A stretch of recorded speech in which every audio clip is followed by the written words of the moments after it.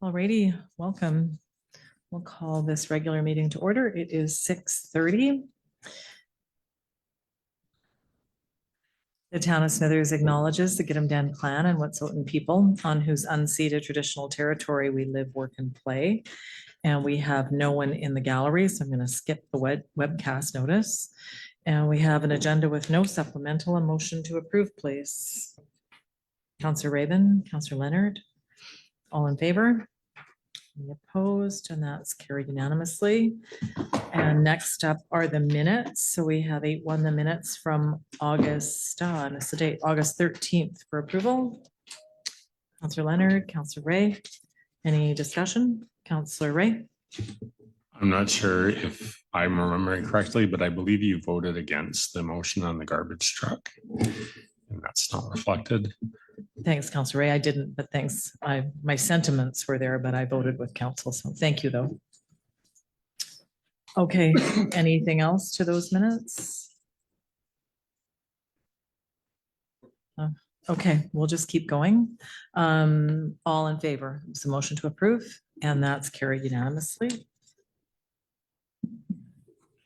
Okay.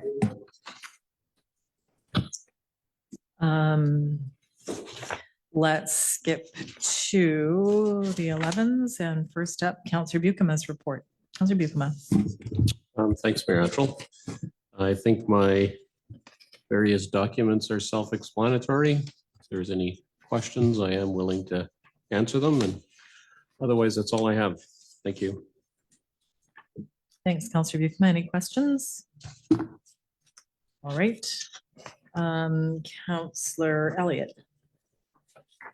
Thank you, Mayor. I attended lots of the things that Councillor Buchema did as well, but I will just run through them. A Foundry event on August 15th, so several other councillors were there in attendance. Was a well-attended meeting about the need for a youth services in Smithers and in surrounding communities. It was very informative, and there's some good people leading the charge there. I don't really have time to explain all that is about, but it's a very good program. I think that's needed in our community, good youth for mental health and services and support. I was at the pool advisory committee with Councillor Buchema as well. Again, in the notes, attended the announcement for the care home for Smithers on August 20th, announced by the Minister of Health. It's a very exciting project. I think it's a long time coming, and it'll be a while before we see it built, but better late than never, I say. So I'm glad that we're getting that as well. So it's a very good announcement. And that's all I have. Thank you. Thanks, Councillor Elliott. Any questions for Councillor Elliott? Okay, seeing none. Councillor Leonard. I've been kind of shirking my council duties for the month of August because I've been very busy with my day job. So I did miss most of these events that most of the councillors went to. So I appreciate that you were all there. I did manage to squeeze in the BV exhibition on the Friday night, which was great. It's always a wonderful event, and enjoy going down there every year and checking things out and seeing everybody. So. Thanks, Councillor Leonard. Okay, and Councillor Patterson's on leave. Councillor Raven. I handed out my report at the beginning, or well, actually Mr. Shore handed out my report for me because it was printed and sitting on my kitchen table. But I definitely want to highlight the long-term care announcement. I think that is something that's just absolutely incredible for the community. And I know previous council worked very hard on it, and current council also did. And I just think taking a moment and just acknowledging the push of the advocates locally as well is just really good. And then also the BVX, thanks to all the volunteers. It takes so many people to make that event happen, and you just see everyone running around, and it was just a really good event. Thanks, Councillor Raven. Councillor Ray. Yeah, I also attended the announcement for the long-term care. It's good to celebrate, but the work isn't over. we're going to need to hold whoever forms the next government accountable for the promise that was made. Because we have to wait for Prince George and Quesnel to be built first, we need to keep the message there that it needs to be built, and it needs to be built. I realize there's a timeline, but we need to make sure that we're insisting on 2030. If there's delays in other projects, I don't want it to affect our project, and I think the community doesn't want it either. And we did hear from some people, what do we do in the meantime? So I think we also need to be advocating for the things that are done in the meantime as well. So it does feel good to have something like that announced, but the work doesn't stop there. We have to keep advocating. Thanks, Councillor Ray. Under my report, if I'm there, the strategic priorities document as requested. So just sits as a standing item, and my report is there. Just a couple of things perhaps to follow up on Councillor Ray's comments about the long-term care announcement. Coupled with that announcement was a pledge from Northern Health, the CEO, Chiro Panessa, who said there was going to be more resources put into home support in the interim in order to ensure that those who are on a wait list for long-term care, and that list is, it can be extensive at times, will have further support. So I think that's also a piece that we need to keep our eye on, and just recognizing, some of the other agencies that were pretty supportive for us, so the Northwest Regional Hospital District, the Northern Health Board and staff, and both Nathan Cullen and Minister Dix. I think there was a little bit of a push inside to get through Treasury Board. Those aren't easy. And so I am grateful for that support within Cabinet as well to get it there. And otherwise, the short list of stuff is there on my report, if there's any questions. Okay. In that case, we're going to jump to the 14s. And 14.1, we have a report from Ms. Gomez Owen on travel expense, updating of the policy with a recommendation. Someone wants to put it on the floor and then we can discuss. Councillor Rabin moves both bullets. Okay, and is there a seconder? Councillor Leonard seconds. Any questions or discussion? Okay, so this basically just brings it up to date, and we'll make it so we don't have to update it all the time by connecting to CRA. All in favor? Any opposed? And that's carried unanimously.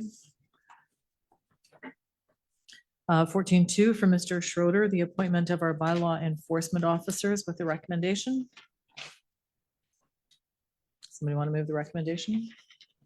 We have Councillor Elliott, Councillor Rabin. Any questions? Councillor Ray and then Councillor Leonard. Councillor Leonard.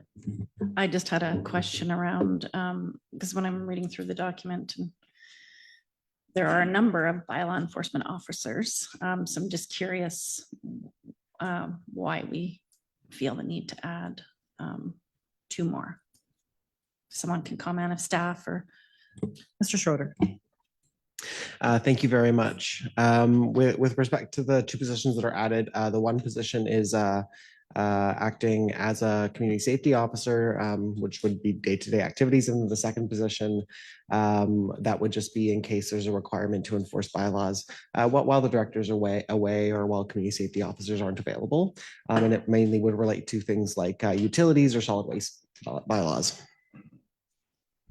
Thanks, Mr. Schroeder. Is that helpful? Okay. Councillor Ray. Sorry, I just wanted to make sure that in the report, you mentioned the community safety officer, and it doesn't actually, I think, say that in the bylaw. Does that just fall under an actual bylaw enforcement officer? Mr. Schroeder. Thank you. Yeah, yes. Speaking sort of generally about it, community safety officers, bylaw enforcement officers is I believe a defined term under an act, which is why we use that instead of why we use that in bylaws, and just a slight difference for community safety officers, though there isn't an actual effect in the names being different. Councillor Buikema. Thanks, Mayor Antrell. Yeah, I just wanted to So yeah, I appreciated the explanation as to why Darren first name was in there, because at first when I saw his name there, I thought, why do we have a third bylaw officer? But then when I realized it was related to works and operation, it made perfect sense. I appreciate that being in the report. Any other questions? Okay, all in favor? Any opposed? And that's carried unanimously. Okay, this next item, I'm actually going to step out of the room. Councillor Ray will take the chair. I am on the board of the Northern BC Tourism Association, and as most people know, I work with Tourism Smithers, so thank you.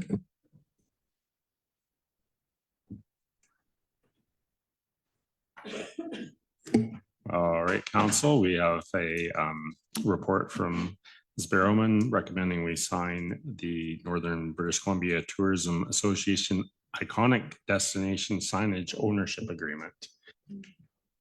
Sorry, moved by Councillor Elliott, seconded by Councillor Raven. Any questions for staff? Councillor Raven?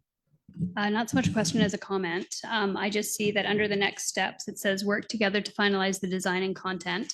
And I was just going to maybe put it out there is that if we could perhaps have an audio QR code as part of the content, because just whatever's on the signage where someone can with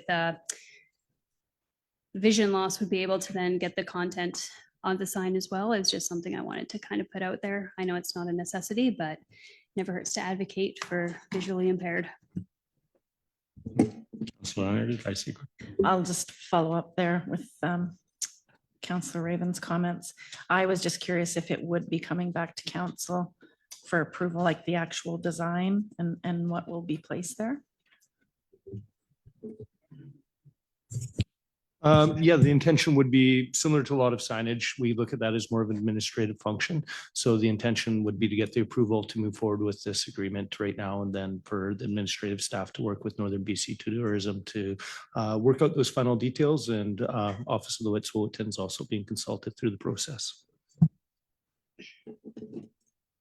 Okay. Yeah, I had mentioned something similar to Mayor Attrell when she was saying she was excusing wearing her tourism hat. She did say that it probably wouldn't come back to council because it had been kind of in the works for a long time, and there is kind of a little bit of time. Staff will be able to work with it, but not us so much. Go ahead. Yeah, I certainly like the idea of the project and I am in favor of it. But I was curious about what it would look like. So I'm glad that it is coming back. And in terms of placement, because we have been going, sorry, and I've forgotten the wording, the Parks and Rec master plan and what is sort of planned for that. Just placement of the signage. I guess we have to be mindful of, you know, what the future of that area might look like. And so we don't have to rip it up and move it later. Mr. George. Thanks. Through to Councillor Leonard. That has been considered as part of this placement, and as well as the maintenance and any updates that need to occur on that to fit within the current structure that's there, as well as inclusion in the new phasing for the Parks and Rec master plan. Yeah, and just speaking for myself, sometimes plans don't move super quickly. We might be on our second sign by the time, but by the time it gets in the way, if it ever does, and it is a sign, it is movable. It's probably, they're fairly big. They're probably not as easily movable, but they're not like if we redid the hockey arena and left it there. It's not quite that way. Anybody else? Seeing nothing further, all those in favor? And that's carried unanimously.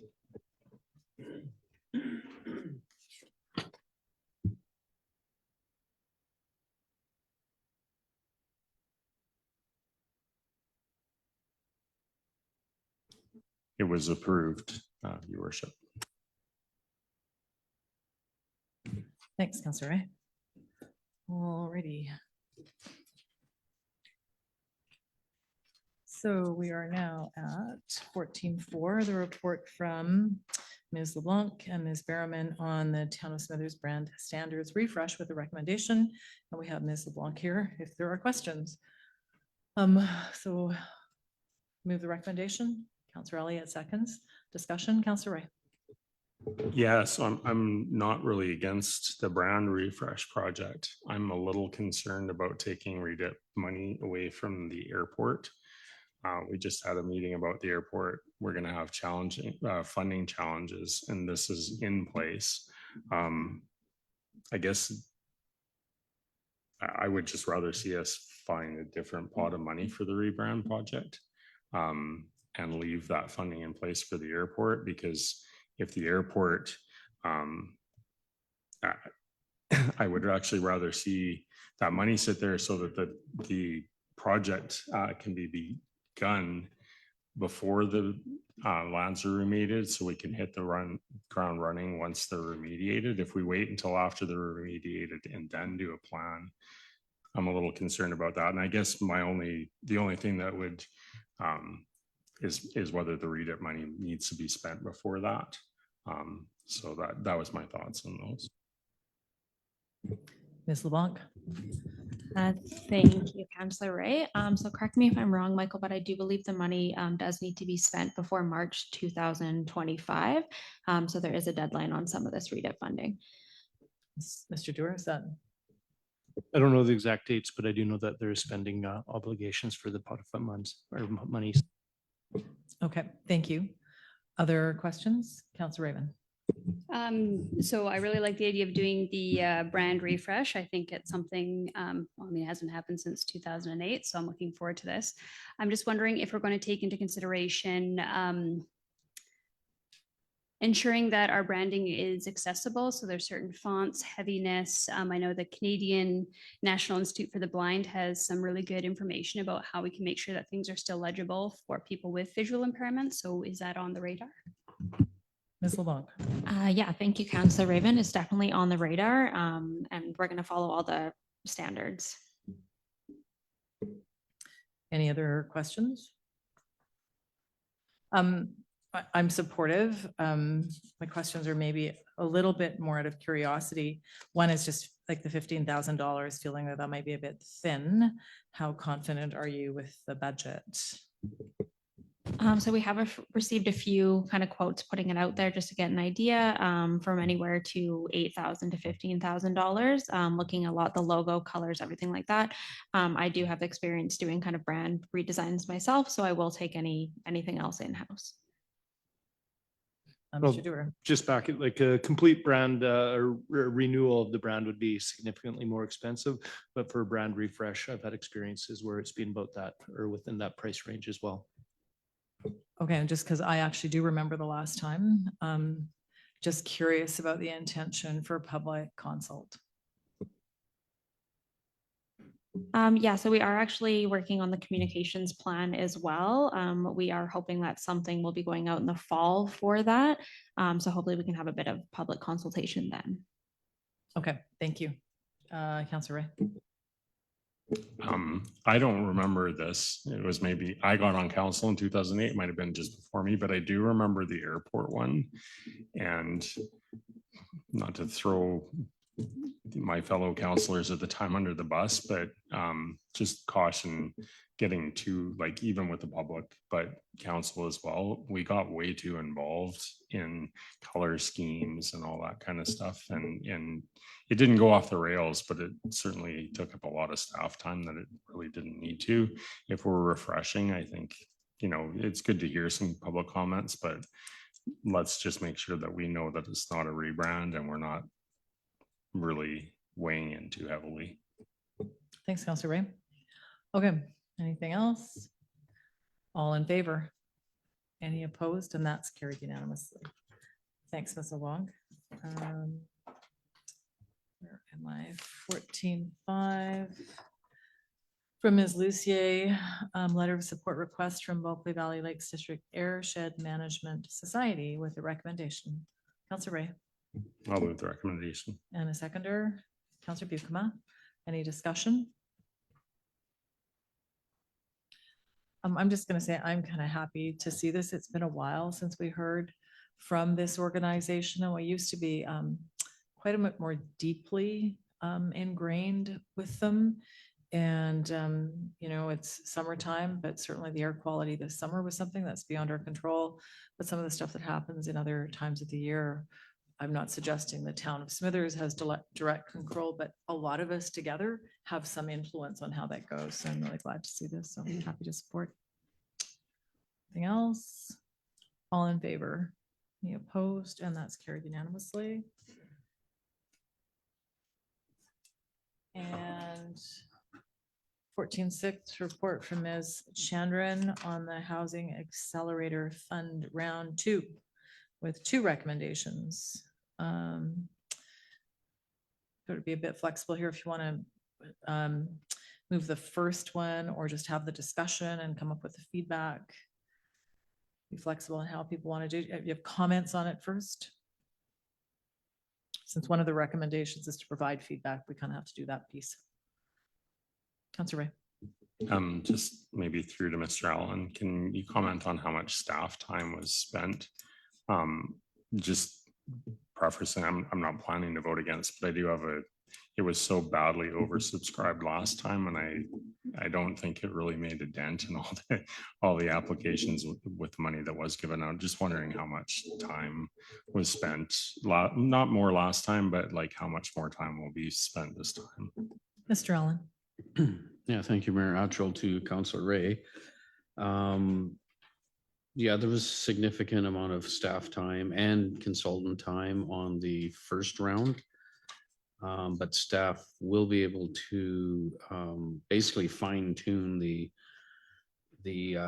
previous application and incorporate, you know, council's comments and what's proposed in the report here and some of the attachments for this new application.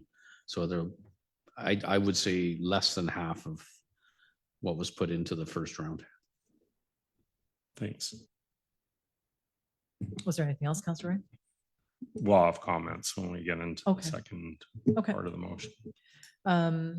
Anyone else?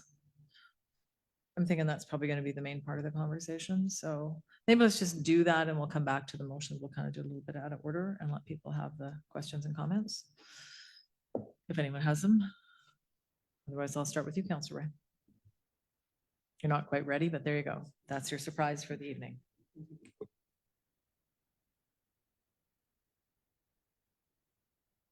Yeah, I'm not really too sure. I think this is what they're looking for, but I am a little concerned about a couple of things. Those would be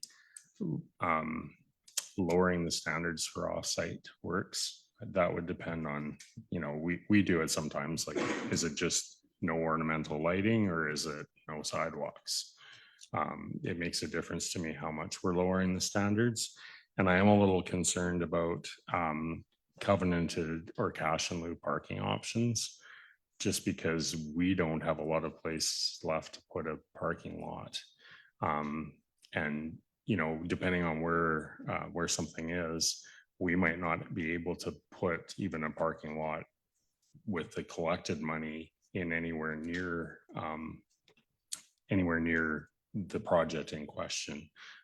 So I don't think they're deal breakers for me or anything, but I am a little concerned. We shouldn't be lowering standards too much because, you know, people deserve housing, but they deserve housing that's to the standard that everybody else has as well. Thanks, Councillor Ray. Councillor Raven.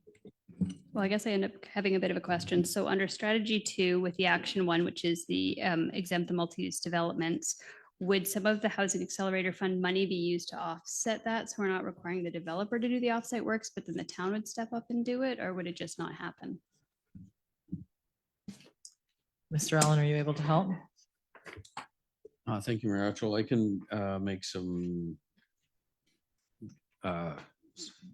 you know, high level comments, but I don't have all the details in the application.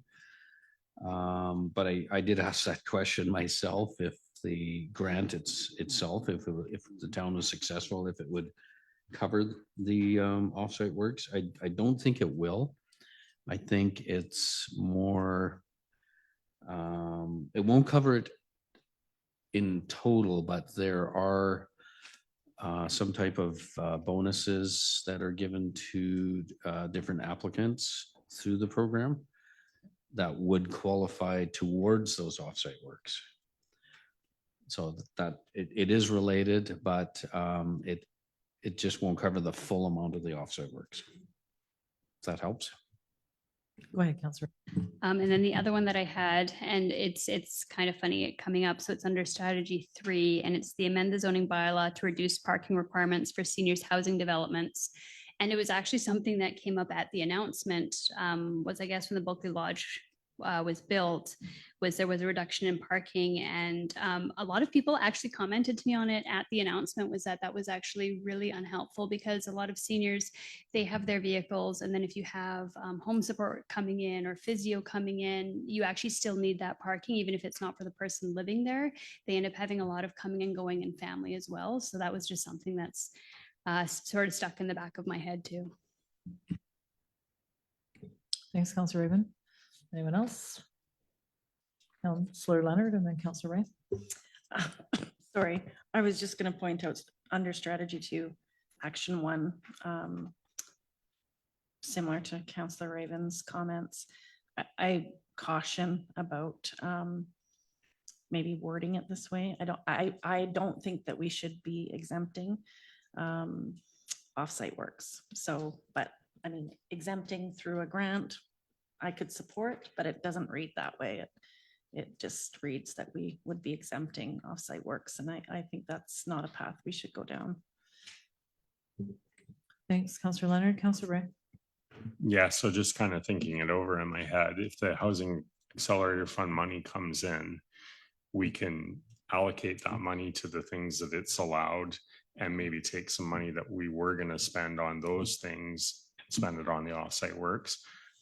But I think there is an important distinction there, that we're not going to not do them, that they are going to get done somehow. I think that's, and that's maybe, I know the housing action plan is coming to us afterwards. So that's just maybe something that we can all think about, how we're going to word it so that, yes, you can build it without doing them, but they're still going to get done. Thanks, Councillor Ray. Mr. Allen. Yeah, thank you, Mayor. So I just wanted to make a comment that these are exactly what staff are looking for and these are the proposed amendments to the housing action plan that has to be updated for the new round 2 application. So if council would like to put that in a recommend or a motion, that would be ideal for staff. Okay, we'll try to capture the essence. Everyone's thinking and mulling over some wording here. Maybe just some general comments, and I can see Councillor Ray writing, so I'm hoping he's writing the words. Like it's just, first of all, thank you, and to Ms. Chandran for taking another crack at this. It is a good opportunity, and we, if we're successful, we'll be somewhere, and we might not be, but we have to keep trying with the types of pressures that we're facing. And the general comments regarding parking and offsite works, I think we do have to hold those pretty clearly because of our, the two things that we don't have another place to put stuff. We've talked often about just the land crunch within the community. So we already are kind of backed into a corner a little bit if people aren't providing their own parking. And I think echoing what Councillor Raven said, I still occasionally hear a comment from a neighbor for the parking that is not within the parking lot at Harding Heights. So we don't have the ability to enforce people to do what they're supposed to do. So we did a parking reduction there, and yet people make choices on where to park, and they're parking where now there's become a de facto parking lot that was actually just the edge of the street. So I think we have to recognize we don't have the capacity to enforce things on the street or in other areas. And we have lots of challenges for enforcement now with different priorities. We're probably not going to take that on. So I think it's really important that we are realistic in what the parking needs are. We've done quite a few reductions and those chickens are going to come home to roost yet. But as we go forward, the reality is even when we see with some of the, carriage homes, we've got some real sort of parking schmazzes in different parts of town because, we all want our stuff and we put it wherever we can put it. So I think that's one piece. And then I know this isn't Smithers, but I cannot get the image of the geyser in Montreal with failing infrastructure. And it's like, we cannot make reductions to infrastructure. It has to be paid for. And if we're, going to concede on offsite works, I think the parallel conversation has to be is how are we paying for it at the same time? So that we know that it'll be done. Councilor Ray talked about not letting it go. But I just think, we're all sort of on a bit of a ticking pipe time bomb, and we're going to have to make sure that we are responsible while we're doing everything we can to get the above ground services and housing. And I really do commend staff for sort of pursuing this. But I think I'm saying this out loud partly for myself so that I have the fortitude when we also get the request to waive offsite works, that we're just going to have to say no, or we're going to have to identify how we're going to pay for it collectively. Anyway, Councilor Buchanan, then we'll go to Councilor. Thanks, Mayor Attrell. Anyway, I very much support the application. Share the same concerns that other councillors have shared about offsite works. When I look at the 5 types of housing that are kind of earmarked or targeted in the application, to me, those are all types of housing that are badly needed in our community. And for that reason, like I already said, I very much support the application. Thank you.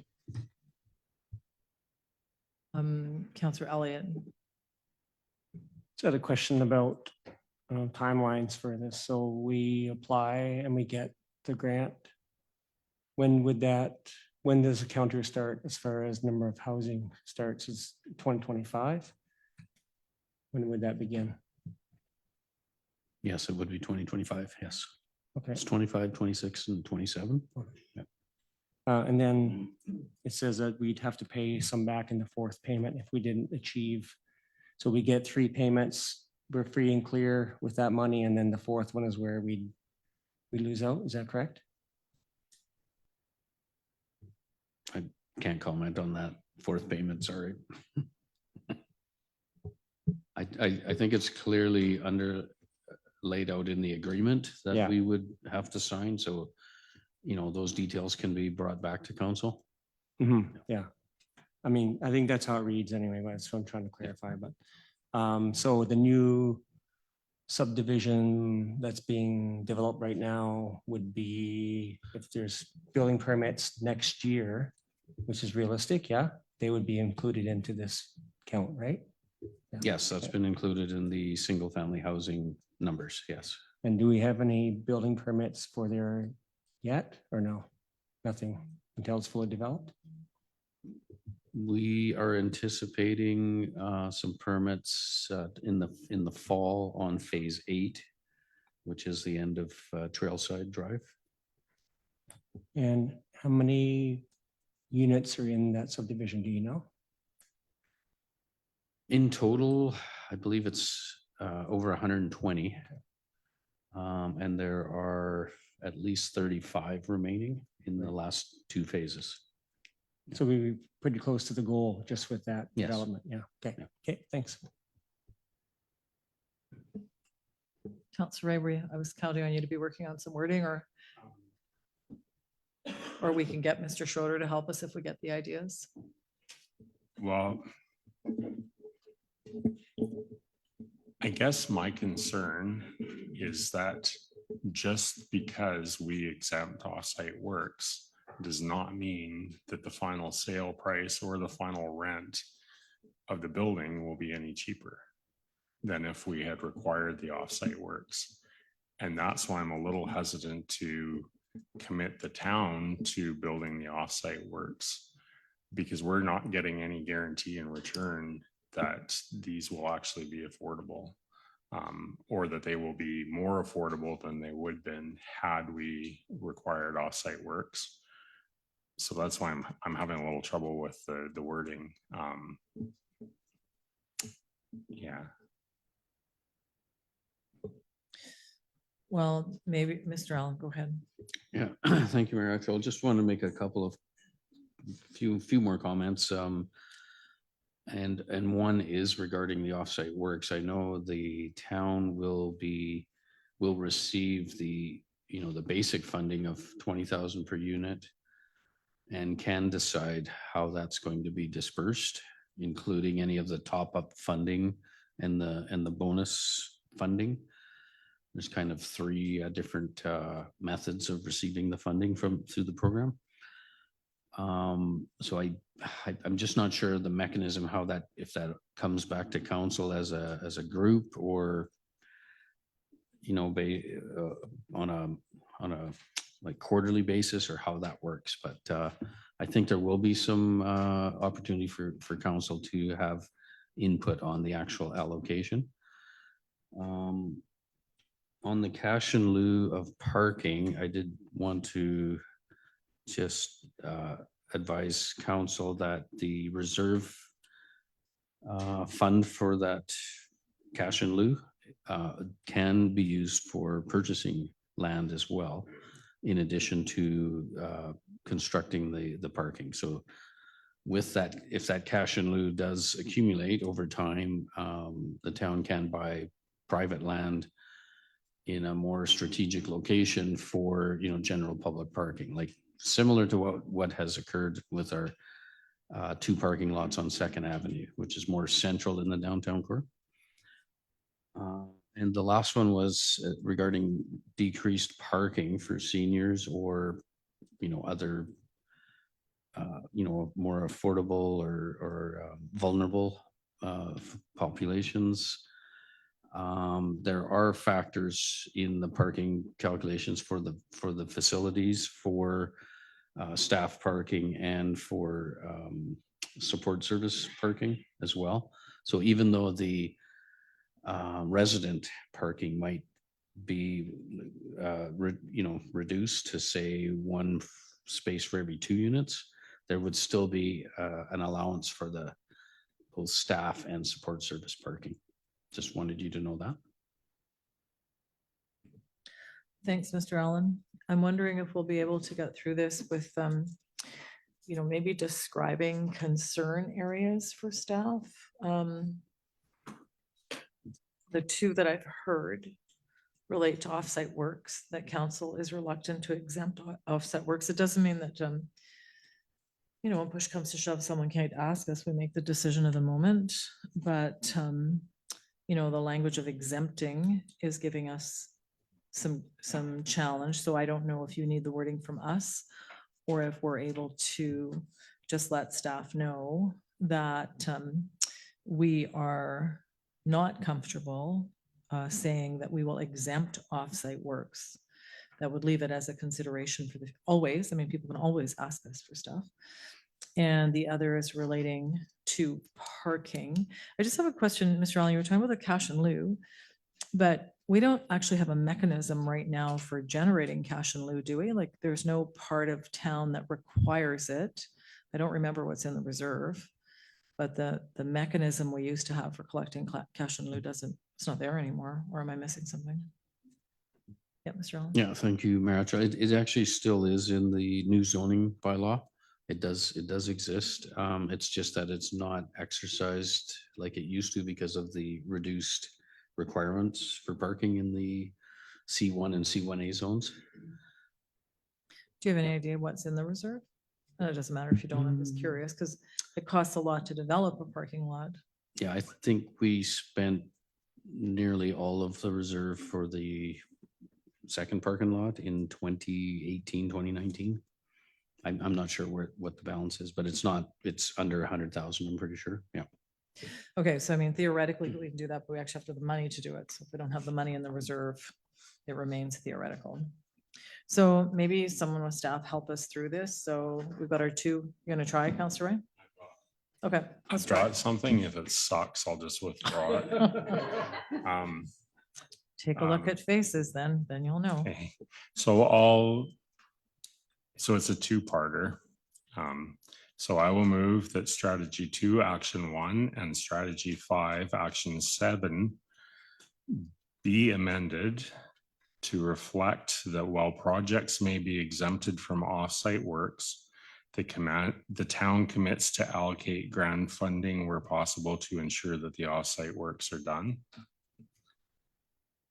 And that council informs staff that council wishes to ensure that reduced offsite work requirements are reflected in the sale price and or rents charged of units built.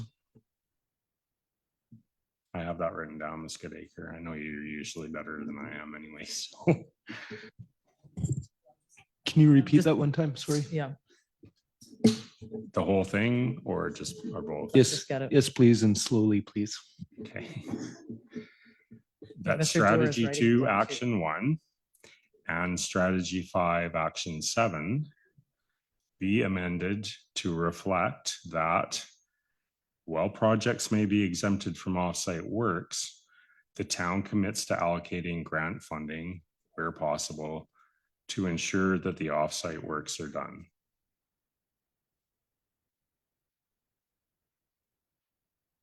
I can pass it to you, Mr. Dewar, too. Oh, can you just read it one more time? Sorry, I'm just kind of working through it in my mind. Sure. Okay, that action, or strategy 2, action 1, strategy 5, action 7 be amended to reflect that while projects may be exempted from offsite works. So, and I'll stop there just for a second by way of explanation. So we're going to keep in the exemption. So it says, that's why it says well projects are exempted. And then it continues on, the town commits to allocating grant funding where possible to ensure that the offsite works are done. And it doesn't necessarily have to be housing accelerator fund grant funding. Just hang on a second. I'm gonna get, we don't have a seconder yet, so No. let's just get the motion out. We'll get a seconder before you talk to it. Are you seconding? Okay, before we talk about it, I want to make sure someone's captured it. Mrs. Goodacre, you've got the words? Okay, Councillor Ray. Do you want the second part too then again? Mrs. Goodacre, have you got the second part or do you want the second part? Okay, second part, Councillor Ray. And that council informs staff that council wishes to ensure that reduced offsite work requirements are reflected in the sale price and or rents charged of units built under this program. Councillor Raven, are you seconding that as well? Okay, Mrs. Goodacre, we'll wait for you.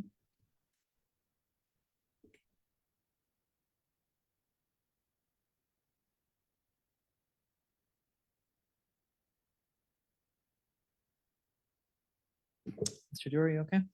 You got the essence?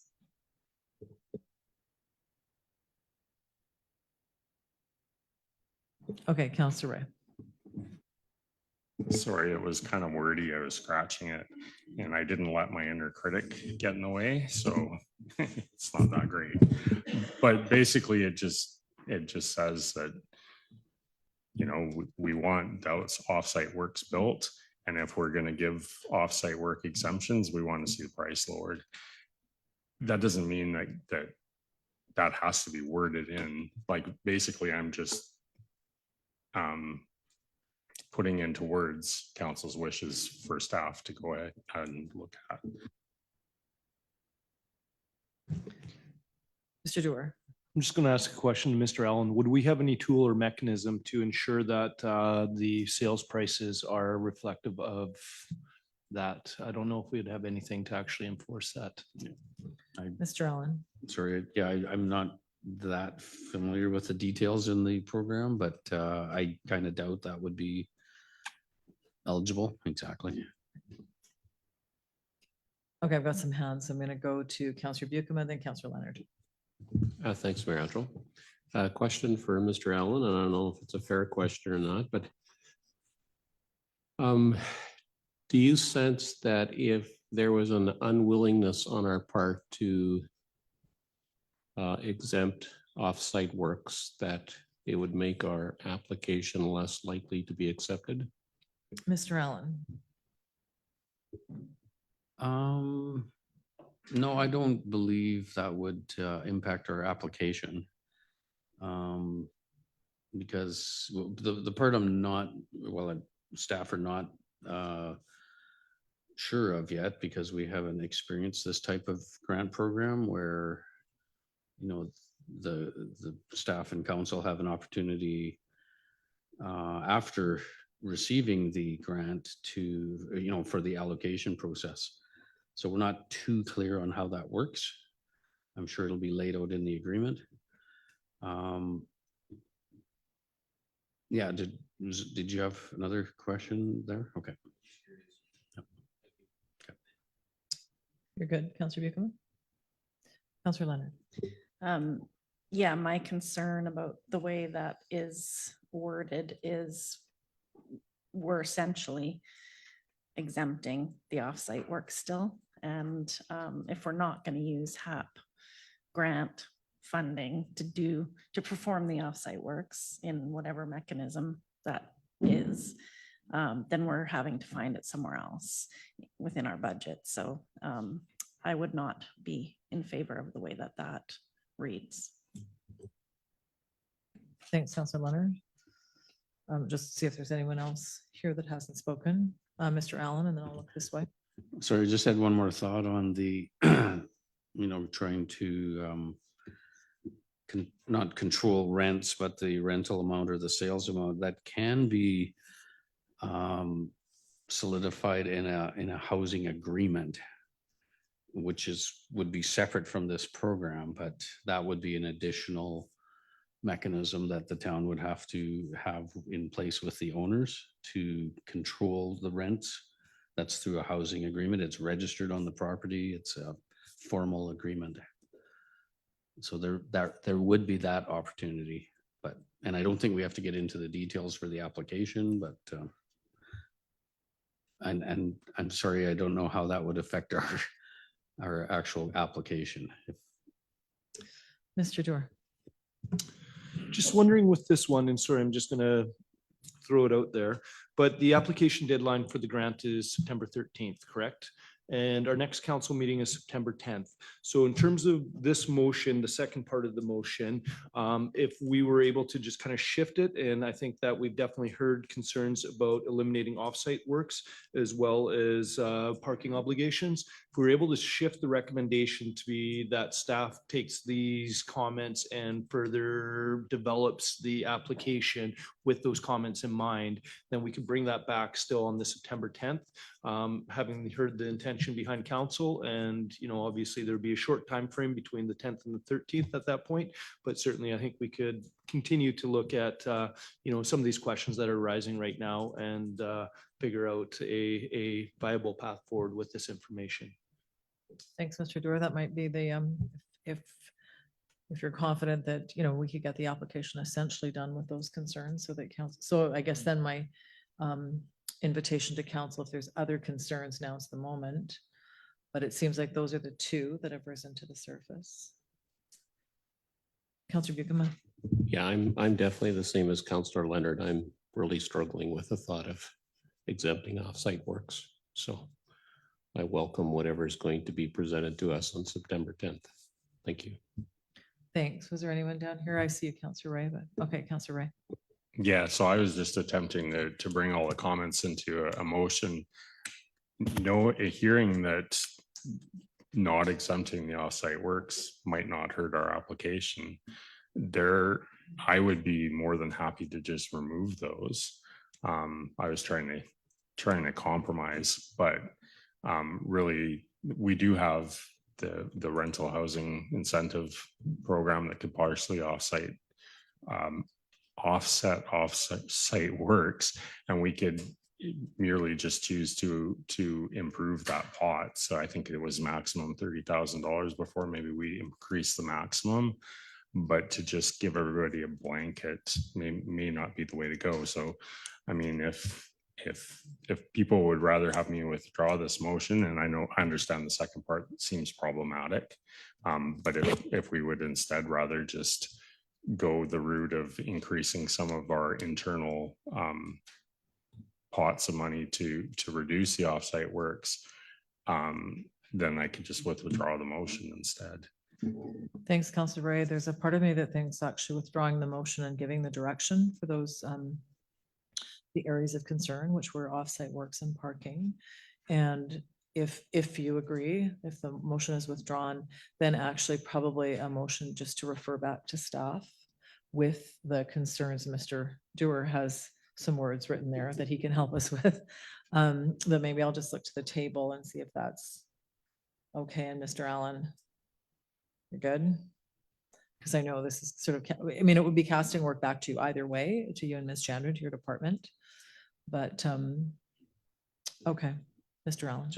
Thank you. Just one last comment, maybe that, you know, the whole objective for this program is to try to put some of the funding into the pockets of the owners and developers to make it, to incentivize the housing development.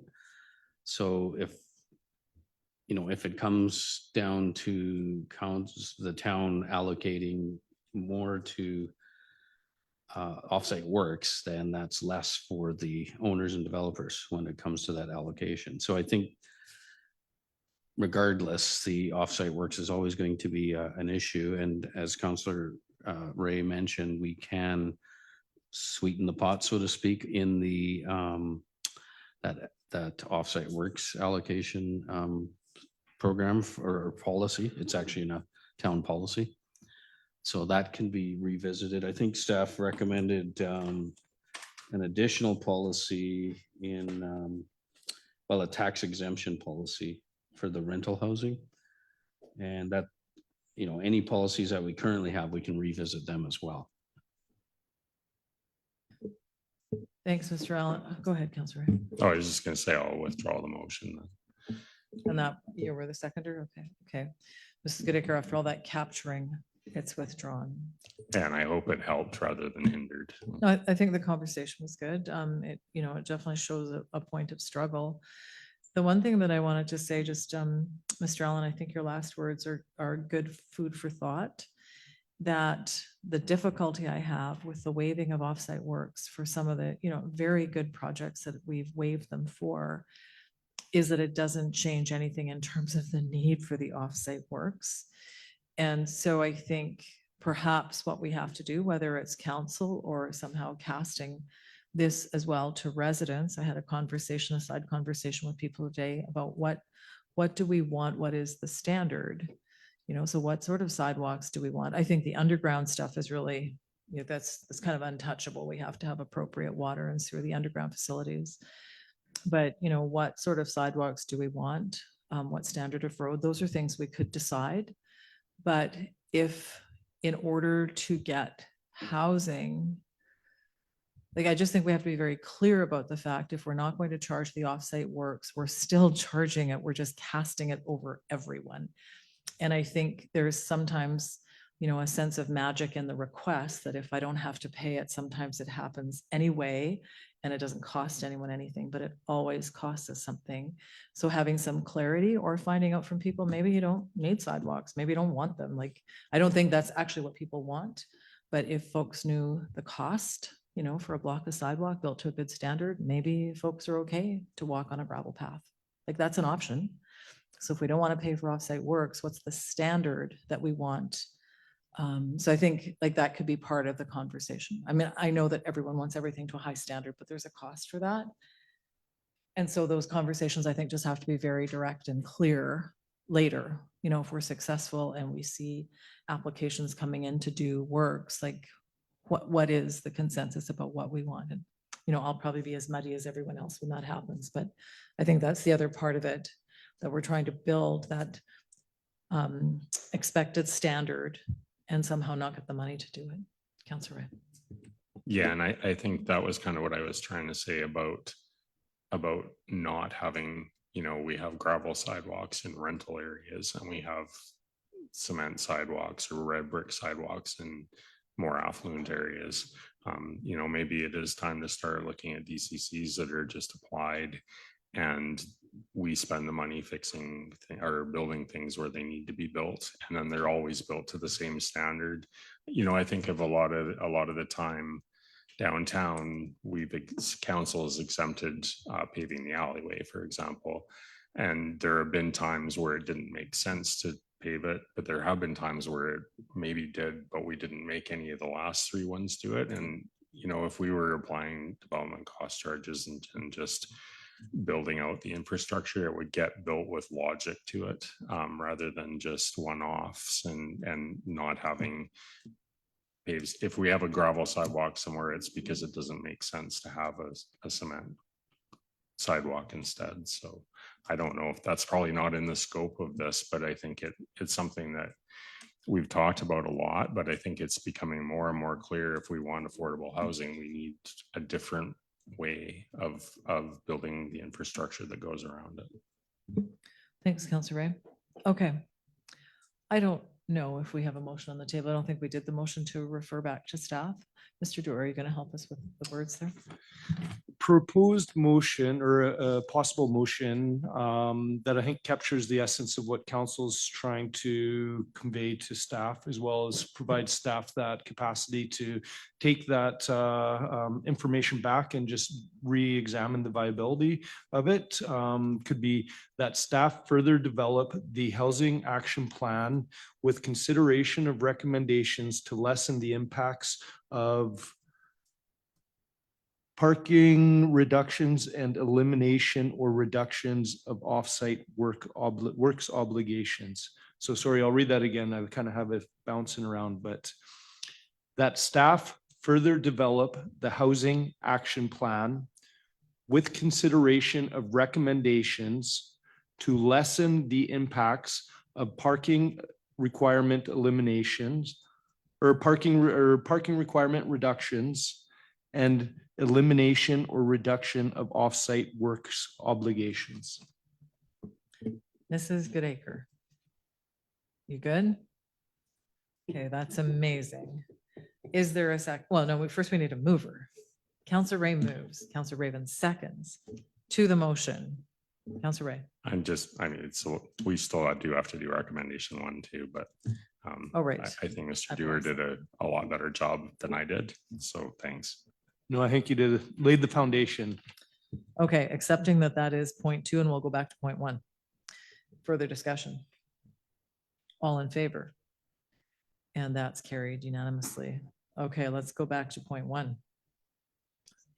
Councillor Ray, you moving? I'll move point 1. Councillor Raven seconds. Discussion. We've kind of done it in inverse order. I think we're supporting this one. All in favor? Any opposed? And that's carried unanimously. Okay, that was a good group effort. Thank you.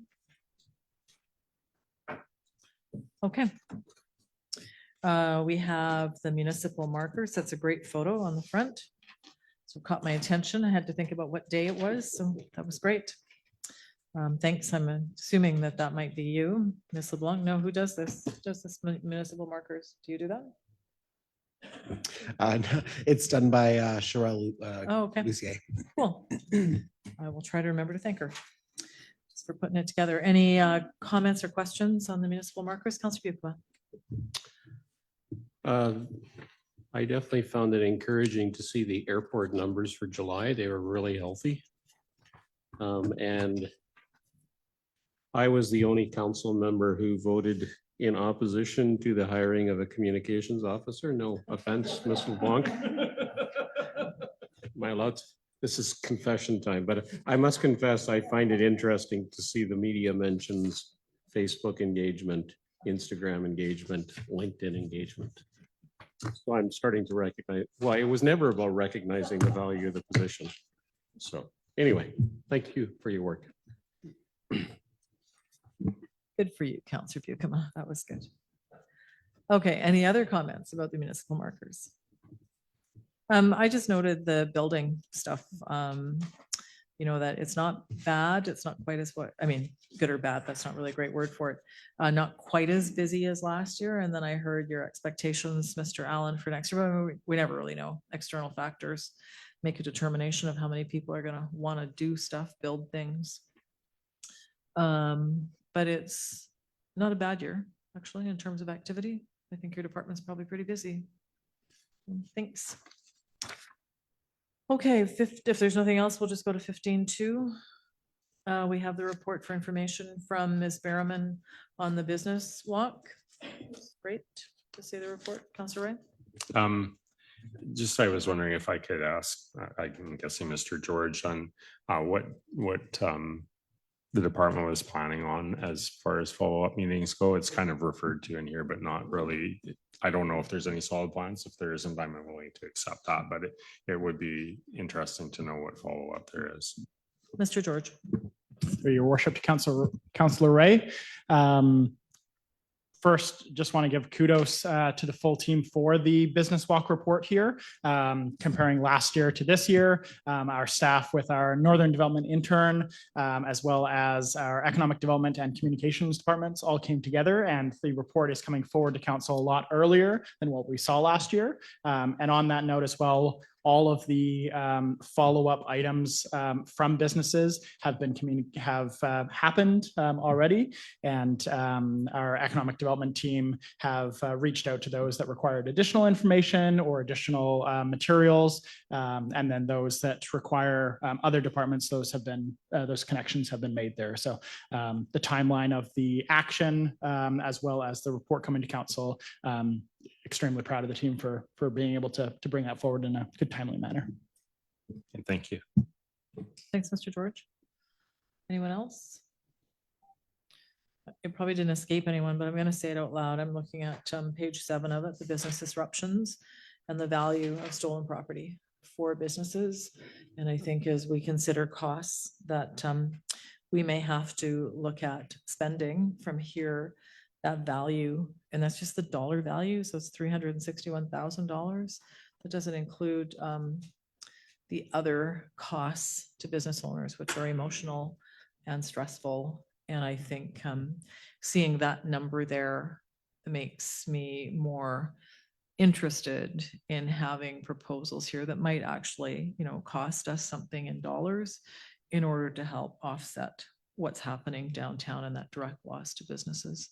We talk about the costs for managing the tent encampment, for having our CSOs, bylaw enforcement, and this is that jumps out. That's a lot, because a lot of it is in small things. It's not all small things, but it takes a lot of small items walking out the door to come up to that number. So I appreciate seeing it, and it creates a whole lot of emotional reaction, but one that sort of provides a bit of fortitude in what we need to do at this table as well. If we can, it's not easy. If it was easy, we've said this many times, if there was an easy solution, we would have taken it by now. But in terms of the cost that's being borne by the businesses downtown and the residents around, because this is businesses, this doesn't include the residential losses. So it's staggering. Councillor Ray. I don't remember from last year. Did we ask that question last year? And it would be interesting to ask it again next year with a full year of the second CSO, assuming nothing else changes, if that's making a difference. The numbers, I know I gave Councillor Raven, when she asked me, I gave just a off the cuff ballpark figure.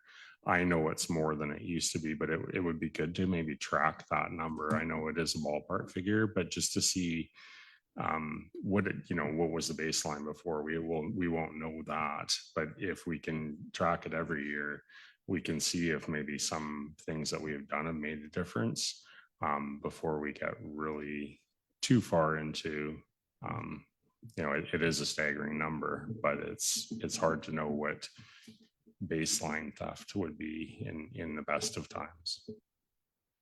Mr. George. Your worship to Councillor Ray. 2 comments on that.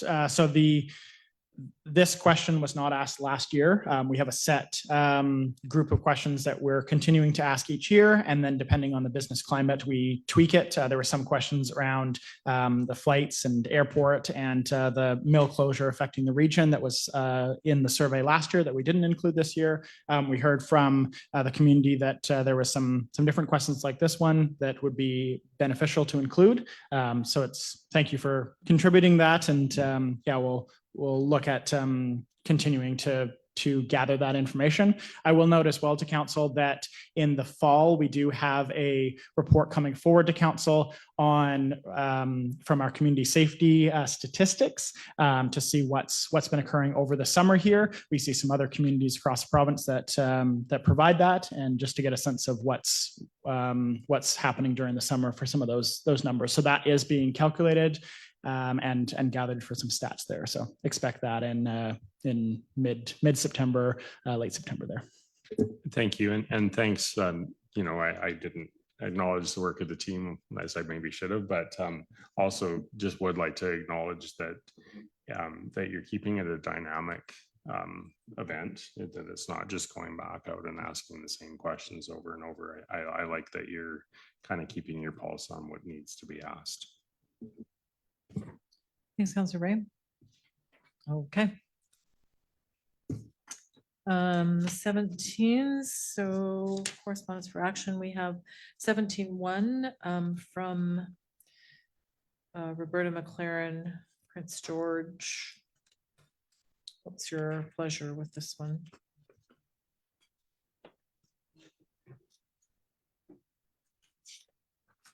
Not hearing anything, I'm going to move on.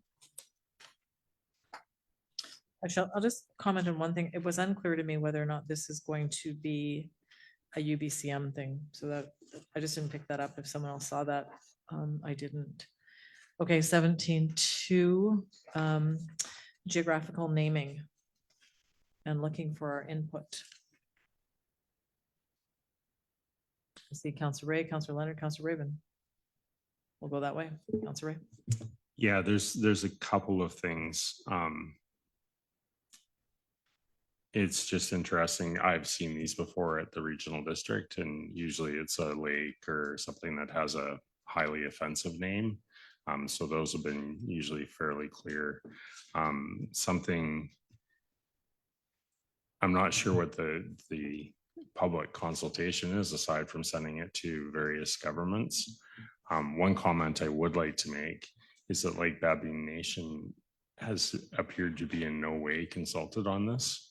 They've gone as far as Prince George, Fort St. James, but they haven't gone to anybody in Lake Babine Nation that I can tell. And just, it's hard when you want to restore old names.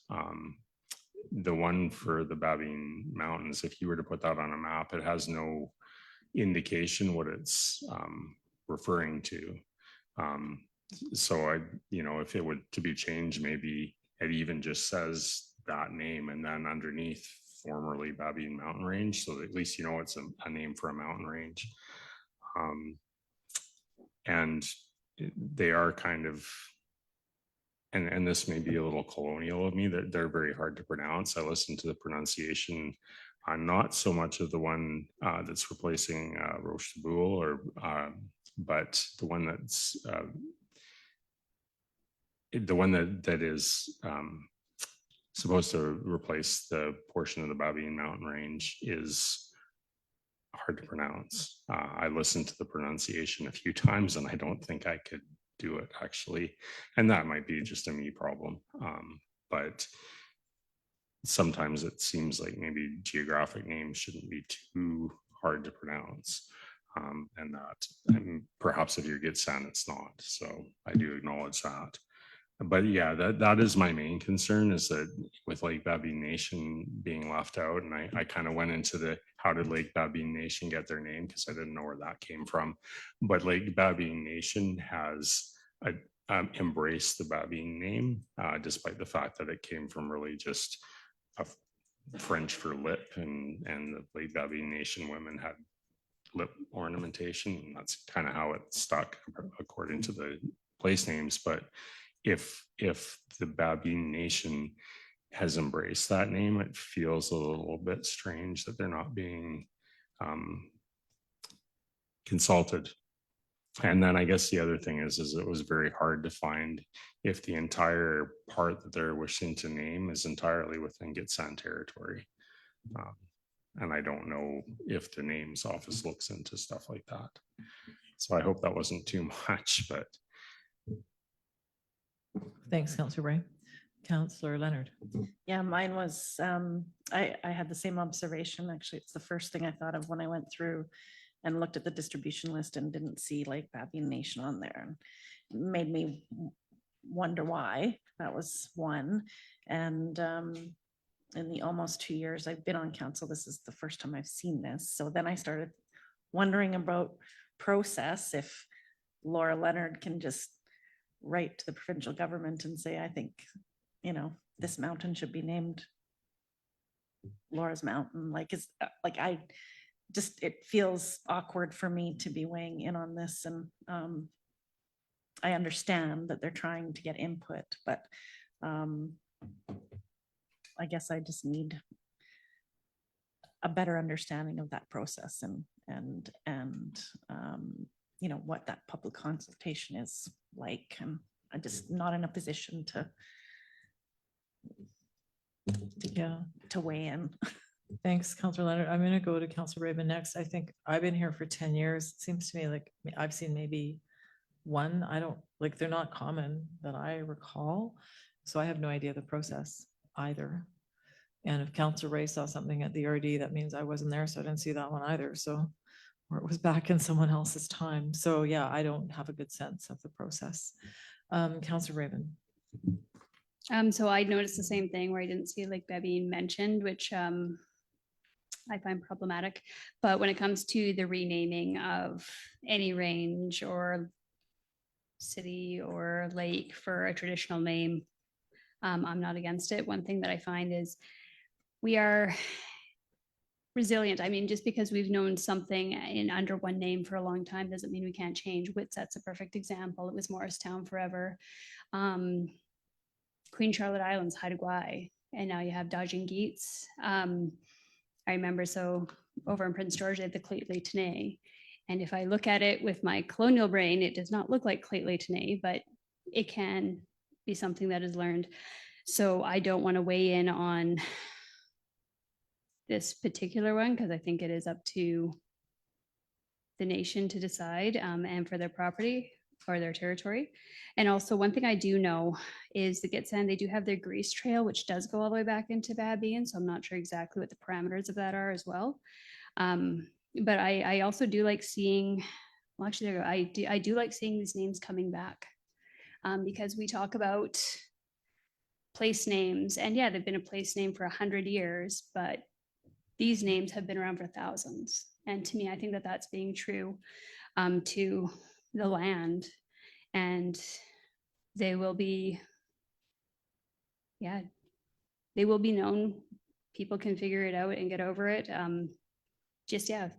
Queen Charlotte Islands, does anyone even call it that anymore, right?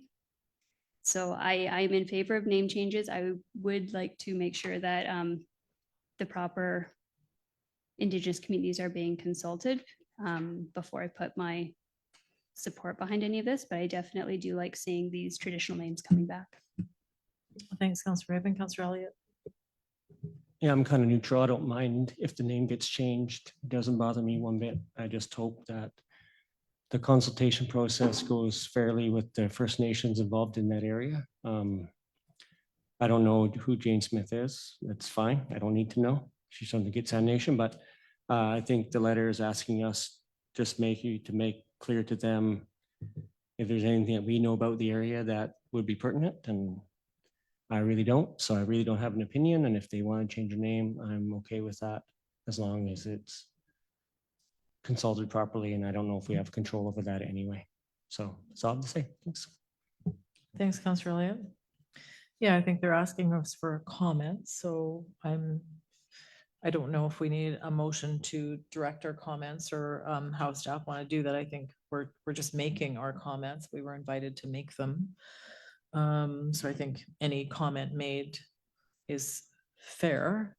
That, that what I've heard so far is interest in whether or not other people who live in the area might have a different opinion on what the name might be. And I think probably, I don't know that this branch does consultation. Honestly, I don't know that they do, but I never think it's a bad idea. It's nice when things move along that people are happy about it rather than that they're surprised or they're saddened or angered by it. Like there is a way that things can be done well. I do recall the process that was used for changing the name to Dodging-Geets, and it was not without contention, and it was pretty inclusive for involving the people who, the Haida who live near there and the people who are the residents of what was Queen Charlotte. And it was still a pretty difficult process, and it was pretty inclusive. So I think things can go well and they can go hard, and it's way better if they go well. And sometimes taking a little longer and inviting people to contribute makes things go better. So that would certainly be one of my comments. There's a lot of attachment to names, and it can be, their transitions can just be done nicely. So I think I would prefer that over something landing that causes angst within a community. And I'm not opposed to changing things, but I'm not looking forward to more angst in the community anymore. It'd be nice to do things better than that. So I'm just going to ask staff, do you want things in the form of a motion later saying that these are the issues? You know, we'd like to respond back to this branch, citing these comments, and then we can just list them. Would that be helpful, Mr. Schroeder? It would be nice if council could put it in the form of a motion. You know, perhaps that council directs staff to prepare a response respecting, and then a list of the general topics. Okay, then I'll sort of work on that a little bit. Councillor Buckham, did you have your hand up earlier? No, I mean, I have mixed feelings on it, if I was to be honest. There's a part of me that feels a little bit like Councillor Ray, where if I was to look at a map and if it now has an Indigenous name, I would probably appreciate it if underneath it said formerly the Babine Range. I think to avoid confusion, and then maybe over time that's not needed anymore. But I think initially that has value. Thank you. Councillor Ray. Yeah, so one thing I found out on the name registry is they do keep the history. So I don't know about on maps, but on the name change registry, it will always say it was, you know, it had been this before. But it just hearing around the table, I think the one concern, you know, like rather than putting every comment on there, I wonder if it was just that council's concerned that Lake Babine Nation appears to have not been consulted, and that council has concerns over the general process and the general lack of public consultation over name changing. That was kind of what I got out of everything, because I think some names I'm more attached to than others, right? And I think that's personal as well. And I think in the case of Dajin Guides, that the band or the First Nation approached the council and asked to initiate the process so that there could be, so that wasn't the name change office doing that. That was the community decided to have a talk about it. And I think that would be my concern more, you know, like I said, the other one, the name of the lake was actually, I could see why it would be offensive. It basically was a denigrating name about an individual, and so they were changing it back to something else.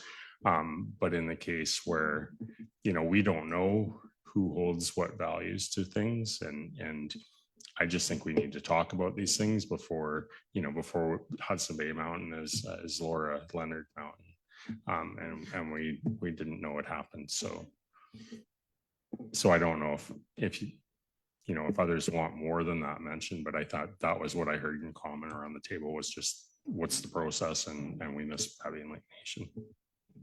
Thanks, Councillor Ray. Mr. Dewar has given me a couple of things here. Sorry, did I miss someone? Just maybe I'll just say what I have to say and then I'll go on. I think the other piece, no expert, but you know, we've referenced Lake Babine Nation, but my understanding is that various nations had names for territory, and there are abutting territories. So perhaps it's not just Lake Babine Nation, but it might be, you know, other Wet'suwet'en people as well. And I'm not sure if there are other Indigenous nations to the north as well, but that sort of broader consultation of where territories come together. And as I said, I'm no expert in this, but there are multiple languages, and so more than one name for physical statues. I've got Councillor Raven, and then I'll go back to you, Councillor Ray. Councillor Raven. Well, just to broaden the conversation surrounding consultation, is using Dajin Gates as an example, is that was a place where for this is a mountain range. So I wouldn't actually expect any Indigenous nation to come to Smithers, like to our council, and say, hey, this is what we're thinking of doing, because it's not Smithers or Smithers property. So I think with a mountain range, it's a bit different because it is quite broader. I mean, how much ownership do any of us have of a mountain range? So just before we start saying that we weren't consulted, well, then would it be consultation with, within 100 kilometers of Babine Mountain? So just wanting to put that out there is that I don't think that there is a lack of consultation because it's happening now, but I just think it is a bit different when it's a mountain versus a community. Thanks, Councillor Raven. Councillor Ray. Yeah, and the reason I had pointed it out like that being is like the office of the Wet'suwet'en, who speak for their entire territory, have been consulted. But I couldn't find any of the Lake Babine Nation settlement names either. So it just appears that they've been left out entirely. And, you know, some of the stuff I don't recognize where they are. But it just really appears that it's just Lake Babine Nation that's been missed. And yeah, I think we're only commenting because it came to us, and it, you know, the Babine River is world renowned. Maybe the mountains aren't as much, but if we rename the whole range and somebody's been coming to the Babine Mountains, it's not that they're attached to the name, it's that they now no longer know where they're going. So that's more why it might be problematic in some way. But again, we're only commenting because we've been asked to, and when we do have actually comments. Okay, so I'm going to try to wrap us up here. So Mr. Dewar tried to help us with some words, and it might be something like this. You can fill in the front part that council direct staff to provide these comments to the BC Geographical Names Office. That consultation with Lake Babine Nation be recommended as part of the process of the name change. And it's the ones that were in here: Babine Range and Rocher de Boule. And yeah, I think that was it. And then if that's agreeable, we could sort of move that, and we could add other concerns or other comments if we want, but this sort of gets us down the path. Okay. How about I move it? Because it's in front of me. So I'm going to move that council direct staff to provide the following comments to the BC Geographical Names Office. And I can just hand this piece of paper over since it just came to me. That consultation with Lake Babine Nation be recommended as part of the process of changing the names of the Babine Range and Rocher de Boule Range. And I'm just going to put an and that, and we can capture the other comments if council so wishes, and then get a seconder. So the other things that I wrote down, so this is an unorthodox way to do a motion, but the things I heard from council is giving some consideration to bracketing names. I'm not sure if that's a process that these folks use, but do we want to include that? And that consideration be given to, if the name changes, that we bracket the former name or include the former name? Okay, so I'm seeing a yes to that. You're with me, Mr. Schroeder? Okay. And I'm not sure that there's a way to do this, but a couple of things I heard was just the difficulty in pronunciation. I don't know how to say that well, or if there was another way to say that, or if that is a concern that one wanted included.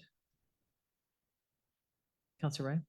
Well, I can think of several other place names that are not, it's hard to pronounce them and you just learn, right? Like Pouce-Coupe or Pouce-Coupe, like, you know, like there's even disagreement on people that live there, how to pronounce that. So it's not like it would be the only name in BC that was hard to pronounce. Okay, I'm just trying to fish out the ideas that I heard, so we'll leave that one. And did I miss anything? Okay, so it's probably those two. Councillor Ray? Yeah, I just a little, it's not that like now Babine Nation hasn't been consulted, because consulted means a little bit different. They're just, we could even note that they're absent from the list of people that have been informed, I think is more what I was trying to get at. It's not like because consulted means a little bit different for First Nations. And I'm, you know, I would hope that somebody from another government, if they saw Smithers was left off the list, would say the same thing. Okay, unless you have words, I'm gonna leave it to staff to come up with other words, because now we're getting really kind of or I'm feeling like I'm getting buried in the weeds of trying to find another word.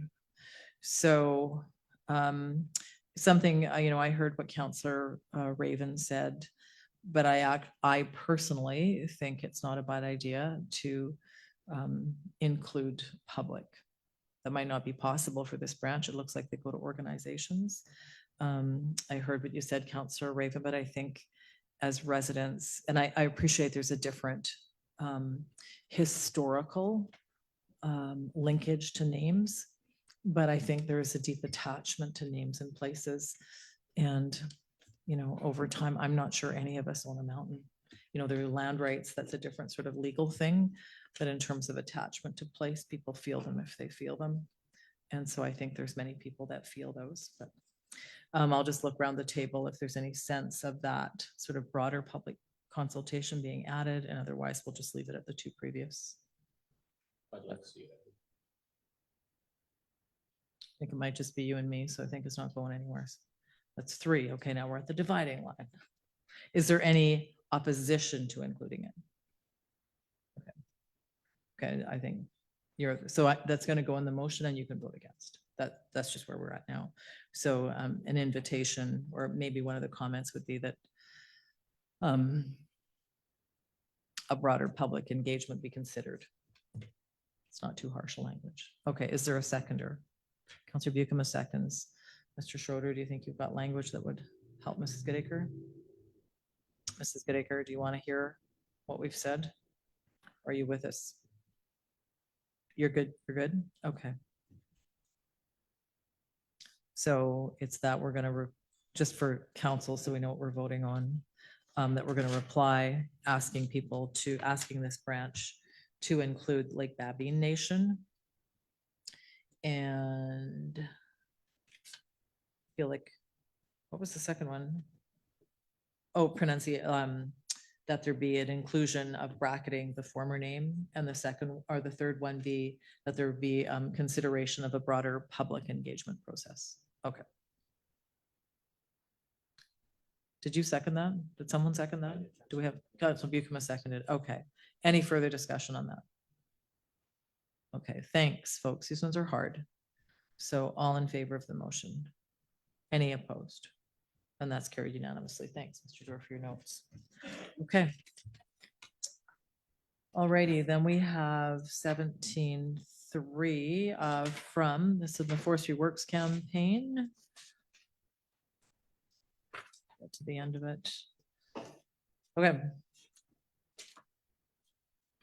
Wanting us to send a letter to the province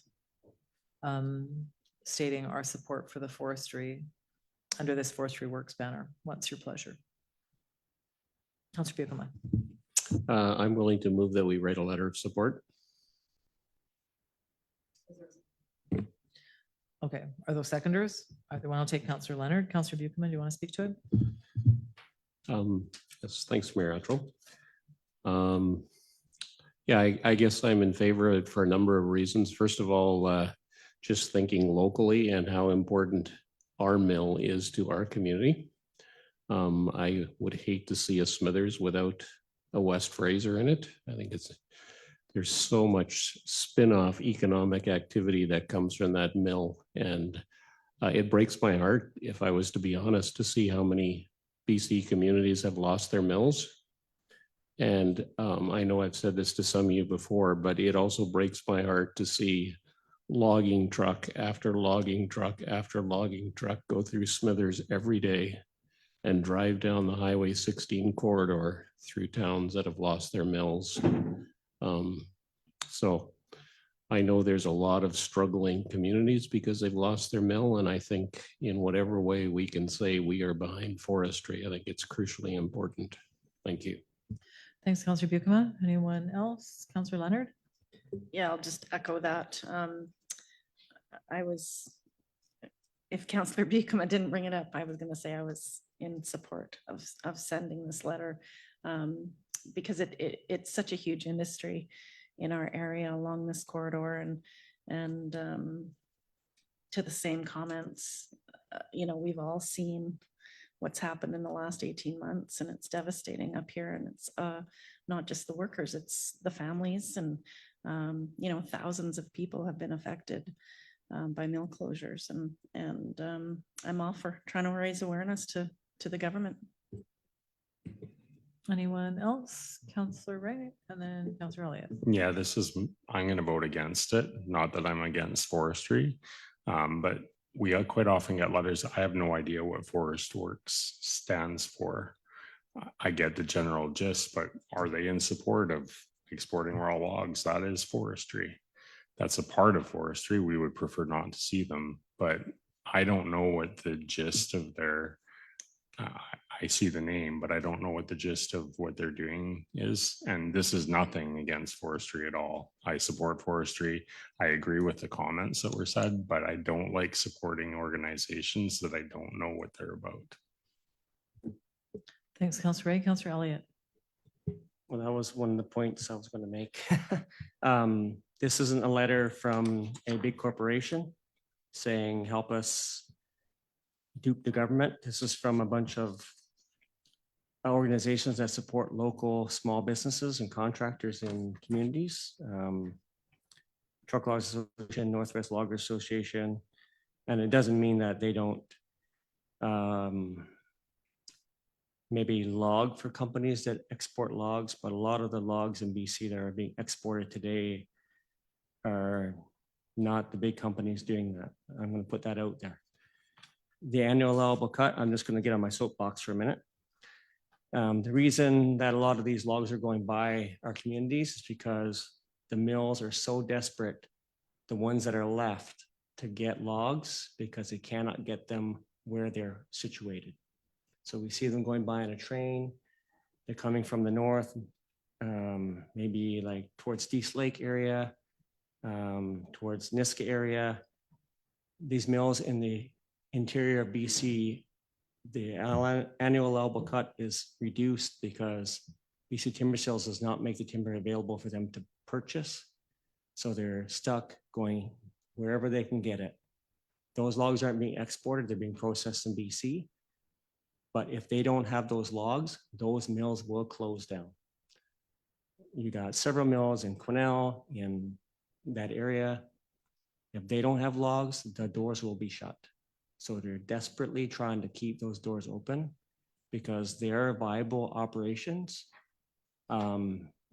Maybe not today, but if they shut the doors, they probably won't be opening again. So that's the biggest issue in its province, is just the allowable timber that's being made available to mills, and they're closing the doors because they just can't access it. I do support us writing a letter. I think it's important for us to say some of the policies are not great. And it's government policies that is doing it. And forestry is not a perfect industry, just like any other industry. Mining is not perfect. But I think it provides lots of jobs, stay-at-home jobs in our communities. And I think we should write a letter of support to this group. Thanks, Counselor Elliott. Counselor Raven. So I support forestry in the forest sector and especially our mill, but I do echo what Counselor Ray said. Sometimes you can have people jumping on the bandwagon and not knowing exactly what the background is. I would be interested in a delegation from this group before perhaps making a decision. So it is the opportunity to ask questions and find out a bit more. So that's kind of where I'm at. And at this time, I couldn't support writing a letter when I don't know 100% what I would be supporting. Thanks, Counselor Raven. I'm on the fence for some of the reasons that have been there. I think the one piece missing in Counselor Elliott, I'd invite you to educate me if I'm wrong here. Part of our challenges would be wildfire loss in some places. Like that's not actually a policy decision, that's wildfire loss. The other piece that I think logging or forest sector is going to be reeling from is the increase in the tariffs. So those softwood tariffs have just, I was just checking it, up to 14.5. That's a recent decision by another government, up from 8. So, and I know that BC works with Canada, works with companies to try to figure this out. Like, that's staggering, that doubling or almost doubling of the tariffs. So I'm not opposed to writing a letter to the province, but perhaps with a bit more specificity on what things we would like the province to do. You know, I think speaking in favor of a sector like the forest sector in British Columbia or in Northwest British Columbia is that just that statement's not that hard. But being aware of what exactly we think we're supporting. You know, so in some parts of the province, that access to the AEC is driven by different things. It's not all driven, you know, and it's driven by things that collectively we have supported, which also makes it challenging. If we're going to support the province in dealing with things like reconciliation, there are negotiations being made with Indigenous nations about who gets access to the timber. That has an effect potentially. Wildfire has an effect. The softwood lumber tariff has an effect. And you're right about the BC timber sales. I've heard about that from different areas. And I don't think we've been hit quite as hard in this area as others. But I think if I was a resident in an area, you know, echoing Councillor Buikema, where I'm seeing the timber leave and knowing that's our future cut, I'd be pretty upset about that too. And we, you know, we hear it from our neighbor just to the east, at Houston, with the mills gone and the timber leaving. Like, those are pretty contentious decisions. So yeah, supporting forestry as part of our future, that piece is easy. And then I think just having a bit of specificity about what we would like to see, so that if we're sending a letter to the province, we're saying what we actually would like, to whatever extent we're able. We're not going to be, we are not experts in this, in all the different aspects. And Councillor Elliott, I could see that you wanted to speak. Yeah, I don't know. I think we could write a letter saying we support the jobs created in our communities by forestry. I mean, we lost like 10,000 jobs in the last 3-4 years. That's pretty significant. That isn't because logs are being exported or shipped away, or can't even say it's because of forest fire. I mean, our province has been hit hard by forest fire, but there's still lots of timber around that isn't being made available. The tariffs are the tariffs. We've always had those for years and years. And this is not even the highest they've been, I don't believe. They've been much higher in the past. Part of the issue is that there's no investment security in this forest industry in BC, which does not help. So you have mills, they don't have secure timber. And I know the government is negotiating with First Nations groups to get through that. And companies are doing that on their own, which is what seems like they have to do. Otherwise, they would be stuck without a supply. But the investment piece is pretty big, where you make a mill more efficient, and doesn't mean that you're going to cut more trees, because you're probably not. You just have what you have, but you'll make it more efficient, more cost effective to do what you need to do and keep those jobs. Yeah, I mean, if the will isn't there for council to do that, then it is what it is. But I still support us writing a letter, but I also support democracy and decision-making process that we have. Thanks, Councillor Elliott. I think the will is there to write a letter. We're just, we're trying to figure out what we're going to say. Councillor Leonard. I didn't know who Forestry Works for BC was either, but I Googled it when I was reading my agenda.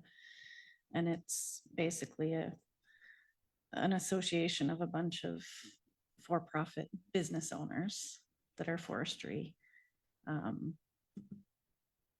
driven, or they're forestry business owners in all of the province. And one guy just said, I've had enough. We need to raise awareness, and business owners typically don't get involved.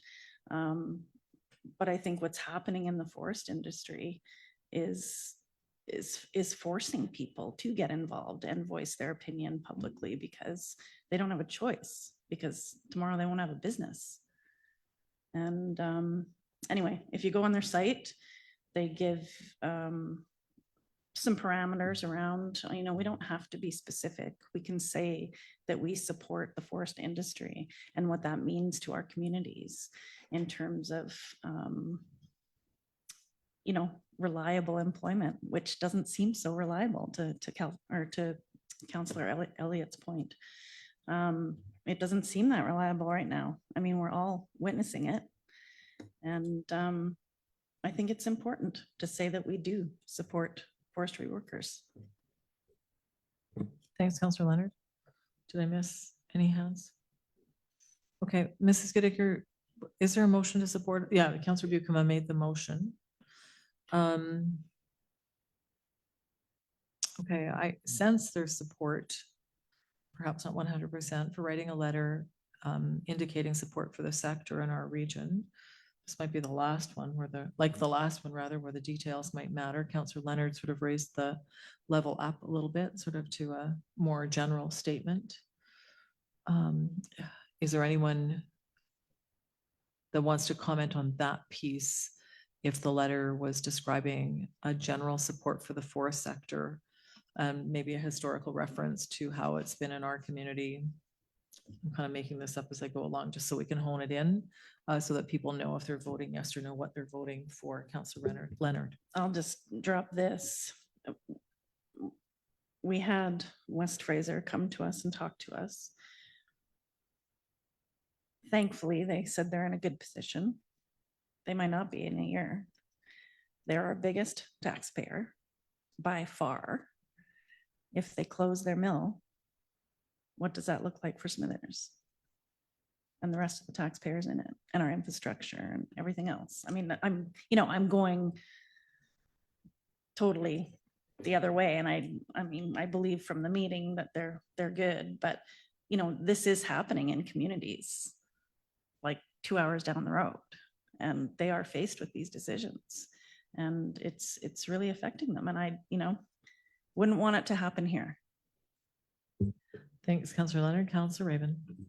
I don't think anyone around this table is not supportive of West Fraser, but where I have my hesitation is that we looked at a website. The name sounds super snappy, Forestry Works BC, but we don't actually know what we're supporting. So again, I fully support the forest sector. I fully support the workers. I fully support keeping those logs local, but just signing on to something because it seems good. I mean, we don't know this. Like usually there's a delegation that comes forward. You can have a back and forth. You can ask clarifying questions. You can find out a bit more of the history, where this is just a website. I can make a website and give something a really fancy name and do something too. So it's not that I'm having issues with the substance or the support. It's just that I don't really know what I'm supporting 100%. So I would feel that I'd be 100% supportive of just writing a letter about supporting our local industry, West Fraser. I don't know if I'm comfortable saying that I support Forestry Works BC specifically. I think that's fine. I didn't hear anyone say that piece. I think it's just writing a letter to, and I just made some notes here to see if this moves us along.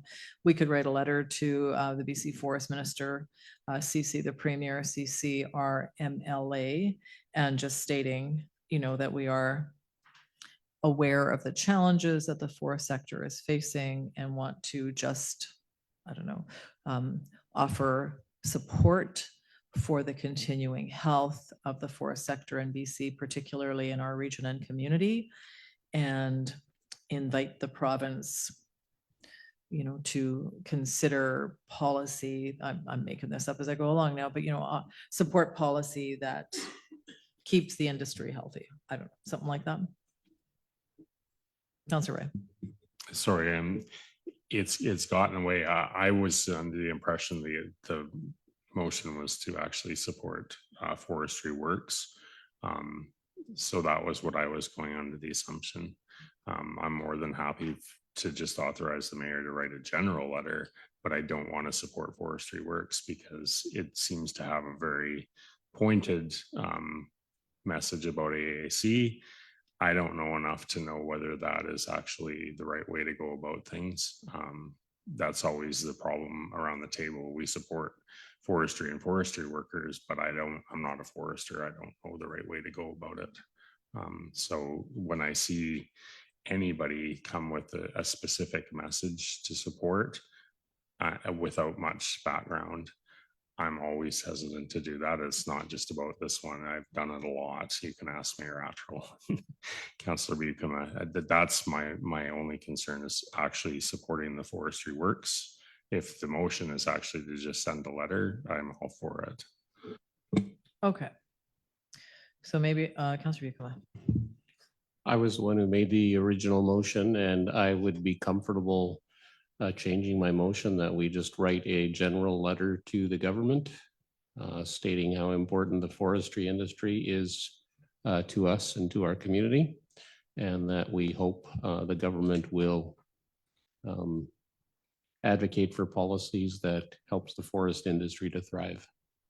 Thanks, Councillor Buckham. I was just going to ask Mrs. Goodacre, what was the original motion, or what did you take from the original discussion? Thanks. The original motion was that council send a letter of support for the Forestry Works for BC campaign.